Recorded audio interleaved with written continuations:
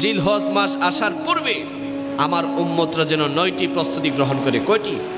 9টি প্রস্তুতি। 1 নম্বর প্রস্তুতির কথা রাসূল করিম সাল্লাল্লাহু আলাইহি সাল্লাম বলছেন, জিলহজ মাস আসার পূর্বে যেই সমস্ত আমার উম্মতেরা কুরবানি করবে, যারা কুরবানি নিয়ত করেছে, তারা যেন তাদের চুল, নখ, মুছ, যে সমস্ত অবাঞ্ছিত পশম লোম রয়েছে, ওই অবাঞ্ছিত লোমগুলা যেন তারা কেটে নেয়। জুড়ে বলি সুবহানাল্লাহ।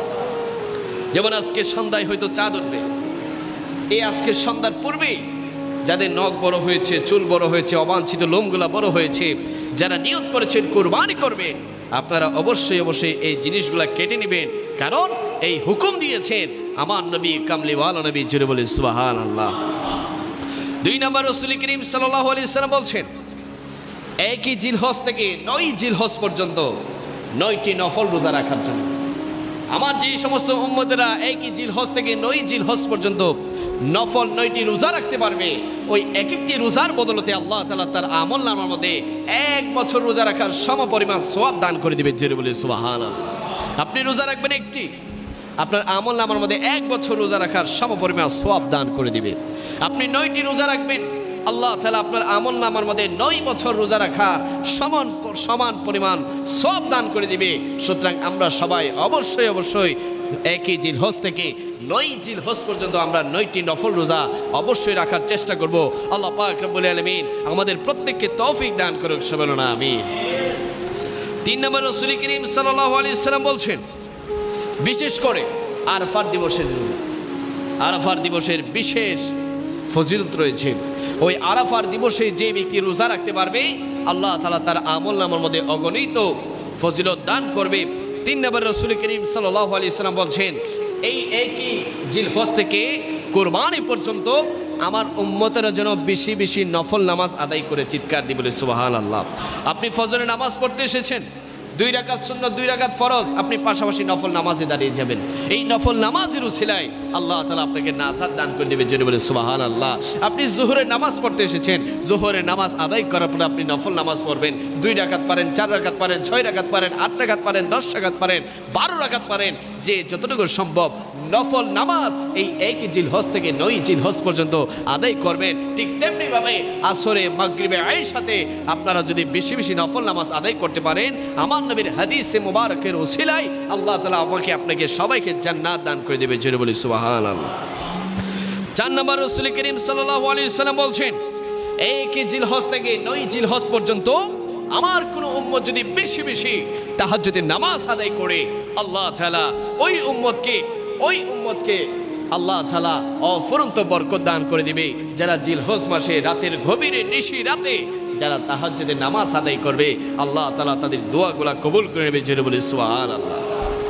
আপনার সন্তান ঘুমাচ্ছে, আপনার বিবি সাহেবে ঘুমাচ্ছে, আশেপাশে পাড়া প্রতিবেশী সবাই ঘুমাচ্ছে, আর ওই ঘুমন্ত অবস্থায় যখন আপনি দাঁড়িয়ে যাবেন ওযু করে আল্লাহর দরবারে, যখন আপনি নামাজের মুসল্লাটা বিছিয়ে দাঁড়িয়ে আল্লাহু আকবার বলে রুকু থেকে গিয়ে সিজদার মধ্যে গিয়ে জুবান দিয়ে যখন বলবেন সুবহান রাব্বিল আলা, সুবহান রাব্বিল আলা, মালিক তোমার প্রশংসা করছি, তুমি যে আমাকে দিনের আলো দেখাচ্ছ, তুমি যে আমাকে শ্বাস নেওয়ার ব্যবস্থা করে দিচ্ছ, তুমি যে আমাকে রিজিক দিচ্ছ, তুমি যে আমাকে হায়াত দিচ্ছ, তুমি যে আমাকে এত সম্মান, এত ইজ্জত, এত সুন্দর একটা জীবন দিয়েছো, ও মালিক তোমার শুকরিয়া আদায় করে এই গভীর নিশি রাতে আমি বান্দা, আমি তোমার আল্লাহ তাআলার দরবারে আমি দাঁড়িয়ে গিয়েছি।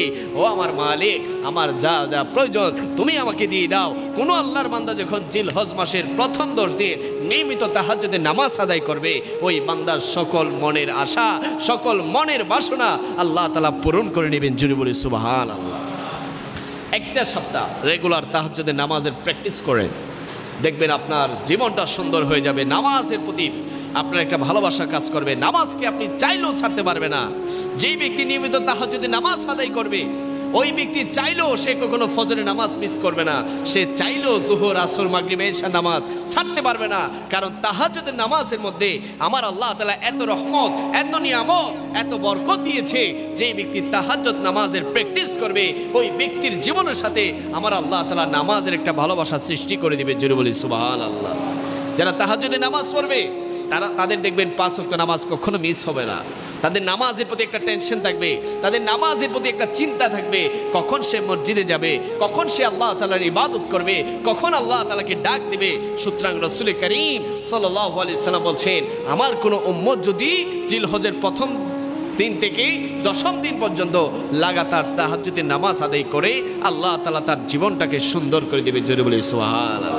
আল্লাহ পাক রব্বুল আলামিন আমাদের প্রত্যেককে তাহাজ্জুদ নামাজের অভ্যাস তৈরি করে দিক, সবাই বলুন আমিন।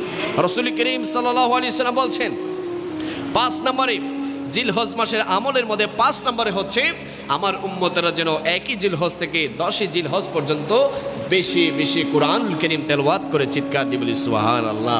দৈনিক 1 পৃষ্ঠা হলেও, দৈনিক 2 পৃষ্ঠা হলেও যদি পারেন, এর চেয়ে বেশি যদি তেলাওয়াত করতে পারেন, আল্লাহ তাআলা ওই কোরআনুল কারীমের তেলাওয়াতের ওসিলায় আপনার জীবনের গুনাহগুলি ক্ষমা করে দেবে। চিৎকার দিয়ে বলি সুবহানাল্লাহ। তাহাজ্জুদের নামাজ পড়বেন, কোরআন তেলাওয়াত করবেন, দেখবেন আপনার জীবন সুন্দর হয়ে গিয়েছে, আপনার পরিবার সুন্দর হয়ে গিয়েছে, আপনার সমাজ সুন্দর হয়ে গিয়েছে। আল্লাহ তাআলার খাস রহমত বরকত নিয়ামত আপনার জীবনে আল্লাহ তাআলা দান করে দেবে। সুতরাং আমরা সবাই কোরআনুল কারীমের তেলাওয়াত চাই কি চাই না? দরকার আছে না নাই? 6 নম্বরে রাসূল করিম সাল্লাল্লাহু আলাইহি ওয়াসাল্লাম বলছেন, আমার উম্মতেরা যেন জিলহজ মাসের শুরু থেকে আমার উম্মতেরা যেন 3টি জিকির বেশি বেশি করে। কয়টি জিকির? 3টি জিকির। 1 নম্বরে হাদিসে মুবারকার মধ্যে এসেছে, 1 নম্বর জিকির হচ্ছে তাসবিহ সুবহানাল্লাহ। কি? সুবহানাল্লাহ। এই জিকিরটা যেন আমার উম্মতেরা বেশি বেশি করে। নামাজের পরে আপনারা কমপক্ষে 10 বার হোক, 20 বার হোক, 50 বার হোক, 100 বার হোক, 1000 বার হোক, আপনারা পড়ার চেষ্টা করবেন সুবহানাল্লাহ। 2 নম্বরে রাসূল করিম সাল্লাল্লাহু আলাইহি ওয়াসাল্লাম তাসবিহ দিচ্ছেন, 2 নম্বরে পড়বেন আলহামদুলিল্লাহ, এবং 3 নম্বরে রাসূল করিম সাল্লাল্লাহু আলাইহি ওয়াসাল্লাম তাকবীরের কথা বলেছেন, আর সেই তাকবীর হচ্ছে আল্লাহু আকবার। 1 নম্বর তাসবিহ হচ্ছে সুবহানাল্লাহ, 2 নম্বর তাহমিদ হচ্ছে আলহামদুলিল্লাহ, এবং 3 নম্বরে তাকবীর হচ্ছে আল্লাহু আকবার। এই 3টি জিকির যদি আমরা আগামী কাল থেকে, আজকে থেকে যদি আমরা শুরু করে দিতে পারি, আল্লাহ তাআলার রহমত আমাদের জীবনে চলে আসবে। চিৎকার দিয়ে বলি সুবহানাল্লাহ। কয়টি তাসবিহ?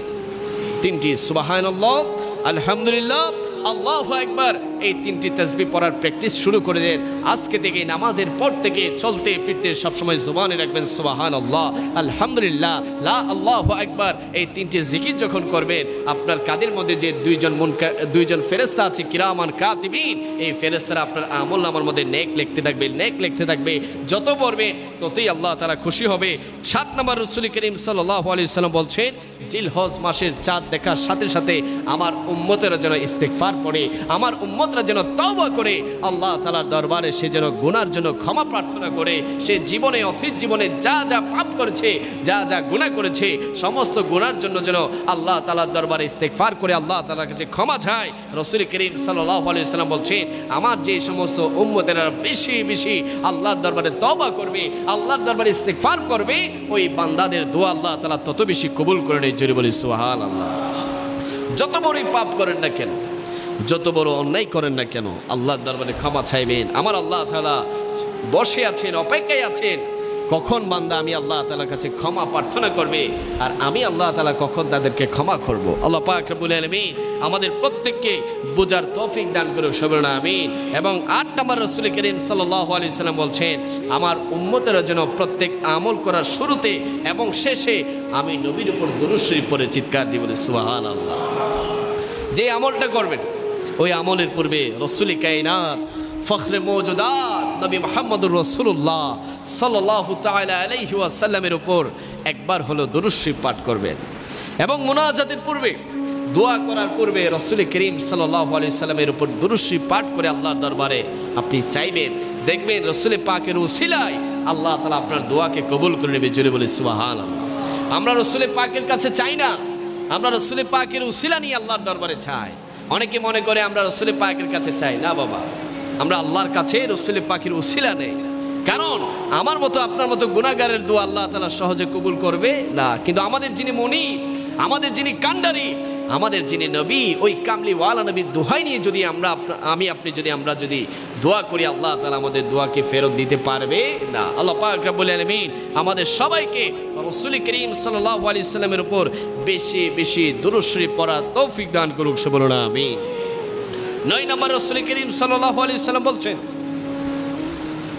তোমরা এই জিলহজ মাসে যারা কোরবানি করার নিয়ত করেছো তোমরা বেশি বেশি আল্লাহর দরবারে হাত তোলো, বেশি বেশি আল্লাহ তাআলার দরবারে ফরিয়াদ করো। তোমার কি লাগবে, কি প্রয়োজন, তুমি কি গুনাহ করেছো, তোমার পরিবারের কি প্রয়োজন, তোমার নিজের জীবনের কি প্রয়োজন, সমস্ত কিছু তুমি আল্লাহর দরবারে ফরিয়াদ করো।